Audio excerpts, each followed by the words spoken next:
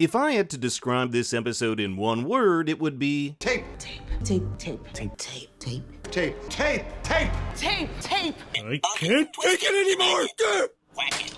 Yes, episode 202 of Silo is here, taking a break from Juliet to focus on the Silo dwellers and the aftermath of the season 1 finale. For those of you new to these videos, this is a non-book spoiler breakdown of the show's biggest theories and unanswered questions. And if you've read the books, you can laugh at everything I get wrong. So let's not waste any time. Judicial has informed me that you must hit that like and subscribe button. Although it's been over a year since the season 1 finale, we have to get into the mindset that episode 202 picks up right where we left off. The Silo is on the verge of chaos after Juliet Nichols successfully made it over the hill, a feat which had never been accomplished. Bernard watches body cam footage from Juliet's suit as she makes her way to the new silo we saw last episode. This would imply there is sophisticated technology at play which allows for the wireless transfer of video footage to a server room hundreds of meters underneath the surface. Tech throughout the silo isn't that sophisticated. The computers look like they're from the 80s or 90s, but this room that Bernard is in is much more futuristic.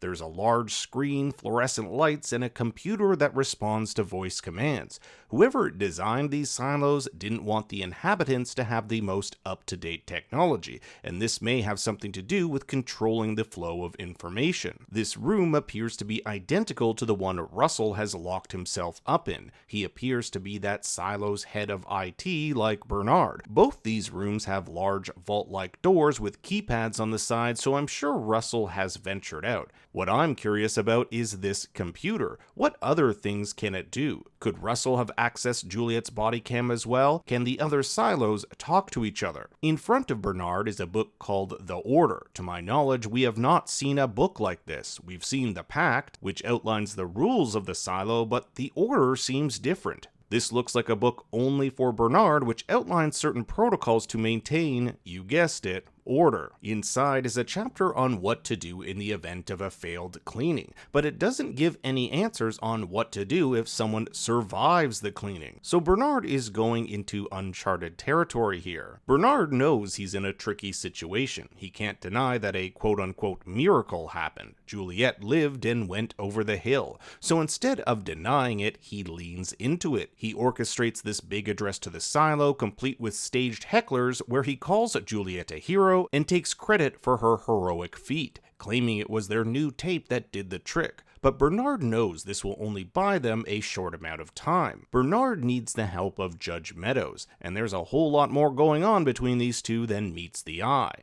25 years ago, Meadows used to be Bernard's shadow, but something happened between the two that severed this relationship. Bernard doesn't know what this secret Meadows is holding on to, but whatever happened also caused Meadows to drink. It's long been hinted that Meadows is an alcoholic. No wonder you're staying here drinking your cold medicine. I also want to focus on this shot of Sims's wife pouring herself a glass of water. In season 1, Gloria said the silo put something in the water to make our memories fade. They've been trying ever since the rebellion. That's when they put something in the water so memories would fade. If Meadows wasn't drinking water and instead drinking booze these past few decades, is it possible she is still clinging on to memories which otherwise would have faded? And did anyone else get a romantic vibe between Bernard and Meadows? These two are or were close, so much so that Meadows seems to get away with having contraband items in her apartment, including books like The Wizard of Oz, The Voyage of Argo, and The Story of Beowulf. All three of these books revolve around a hero taking on almost insurmountable challenges,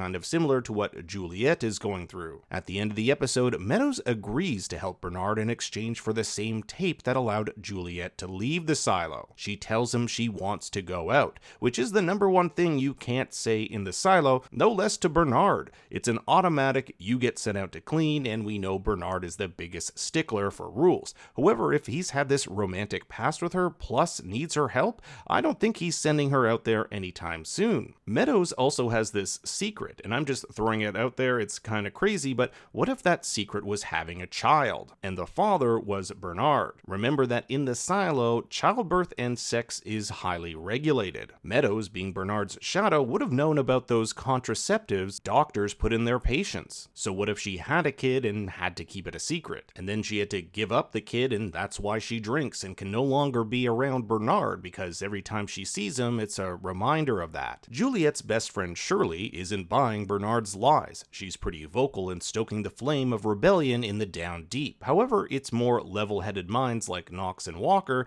that tell her to keep cool. If there's going to be a rebellion, it has to be well thought out and planned. Otherwise, the more coordinated Judicial will easily quash them. Much of the Down Deep storyline focuses on various characters setting up for this rebellion. Shirley holds secret meetings in the tunnels where they discuss using hand signals to coordinate plans to silo dwellers up above. This is a great example why the Pact forbids certain electronics, magnifying glasses, and elevators between levels. It's all about controlling the flow of information. Cooper, Juliet's former shadow, joins in too, saying that Knox told him to keep an eye on Shirley. It's possible Knox could be working for Judicial, but I tend to think he's just wanting to make sure his friends don't end up getting themselves killed. Knox tells Mark Chambers, who works in some sort of metalworks shop, not to make any weapons for Shirley. He also has another request, but the scene cuts before we get to hear what it is. I think I know what he's planning, but I'll get to that in my trailer sleuthing section. Shirley and the rebels also seem to be in charge of this JL graffiti, which stands for Juliet Lives. Meadows tells Bernard that in order to get people on their side, they need to give them something to believe in, and this Juliet Lives could certainly be what the rebels will rally behind. Poor Sims has had to control this chaos while also being denied the position of Bernard's shadow.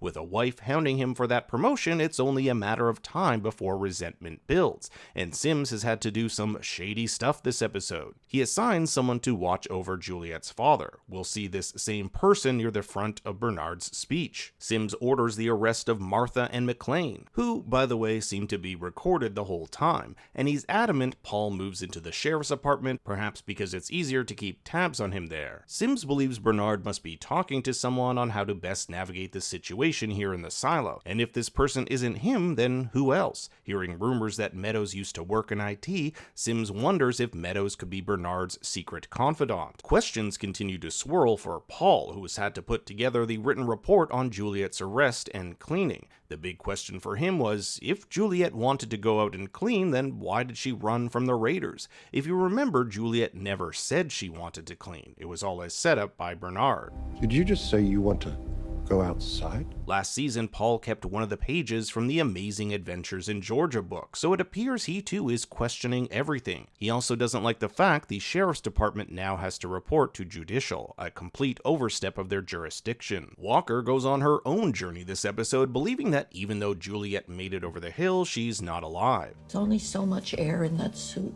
However, as events unfold and knowing that Bernard is lying about the tape, she'll later join Shirley in her quest for the truth, stating that Juliet lives. She's alive.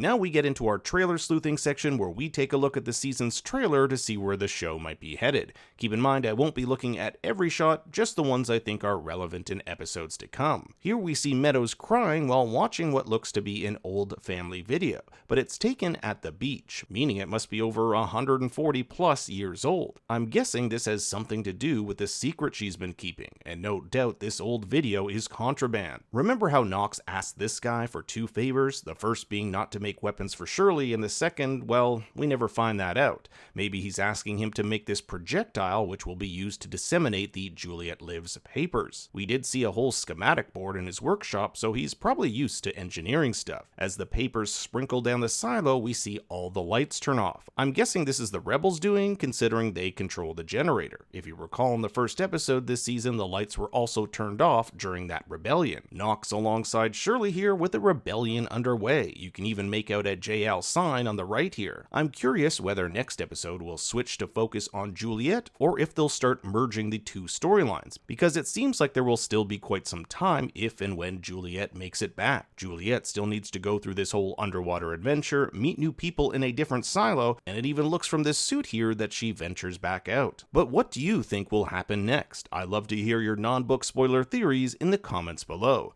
Thanks for watching, be sure to like and subscribe, and for more bad takes you can follow follow me on Twitter and Instagram at ThinkStoryYT. Until next time, remember, Daddy loves you very much.